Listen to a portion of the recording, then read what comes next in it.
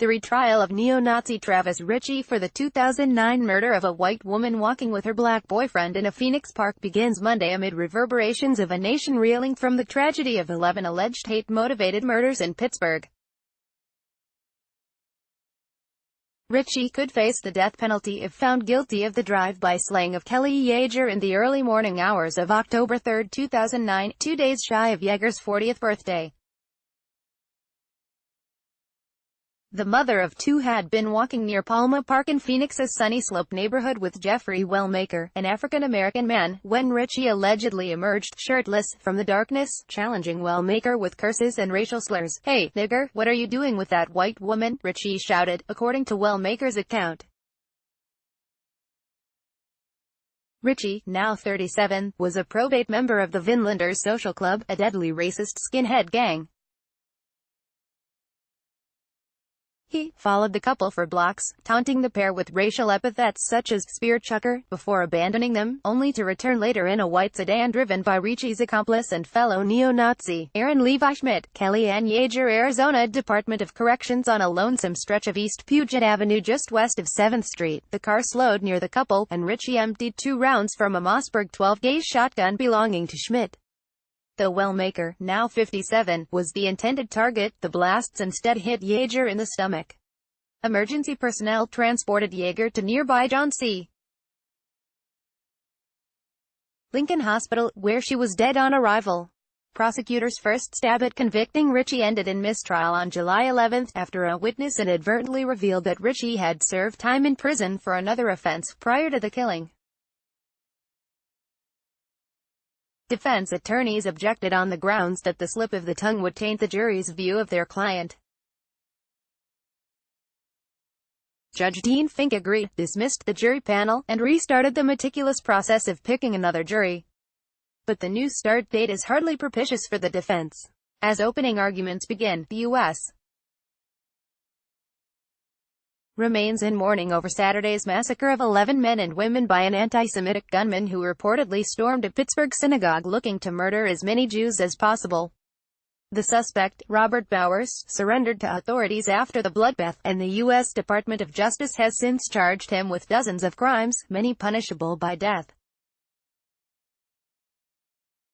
Also on Monday, alleged MAGA bomber Cesar Sayoc will be arraigned in a Florida courtroom on multiple counts related to sending pipe bombs to 14 top Democrats, including former President Barack Obama and former Secretary of State Hillary Clinton.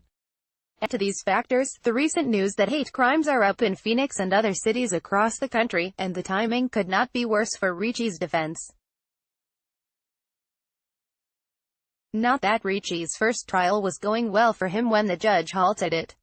And little is likely to change in the second go-around.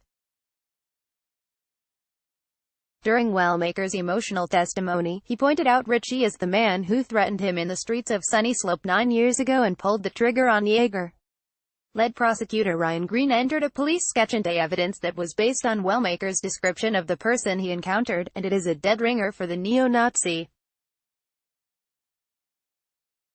Green also showed the jury numerous photos of Ricci flipping Sieg Heils, hanging out with his Vinlander pals, and showing off his many racist tattoos.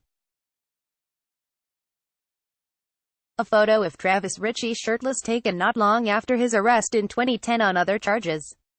Phoenix Police Department. A survey of Ricci's supremacist ink includes a Nazi swastika and SS lightning bolts on either side of his neck. On his forearms, the German words, "Meine Ehre heißt true," or "My honor is loyalty," the motto of Adolf Hitler's dreaded Schutzstaffel, and on the back of left and right upper arms, the words "white" and "power," respectively.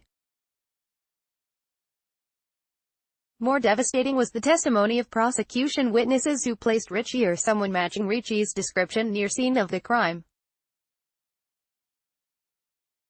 Former fellow racist skinheads told how Ricci partied with them at a friend's house a few blocks from Palma Park.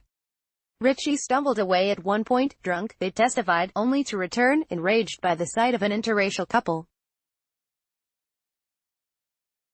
Other than Wellmaker's, the most damning account of that night came from Ricci's cohort Schmidt, who drove the car on their hunt for Wellmaker and Yeager. Schmidt already has pleaded guilty to second-degree murder in a deal with prosecutors. On the stand, he testified that Ricci shot at Wellmaker and Yeager, then returned to the party house. There, everyone hid out with the lights off as a police helicopter circled above. Unlike Ricci, who was dressed to impress in a dress shirt and tie for the trial, Schmidt was wearing prison orange during his testimony. That's also Ricci's non-trial garb, since he was sentenced in 2011 to 22 years in the slammer for pushing his girlfriend's head into a wall and knifing two friends who came to her aid. Offering some perspective on the racist skinhead world, Schmidt explained how he embraced it during prior prison stints. Offered him camaraderie and protection, as prison was a hostile environment and race-based. The supremacist philosophy, which he claimed to no longer follow, also encouraged the art of the beatdown and the shedding of blood in defense of the white race. At one point during his questioning, Schmidt offered a succinct analysis of the racist life that he says he's abandoned. The skinhead culture is based on violence, he said, adding, "It's a culture of violence, learned in prison."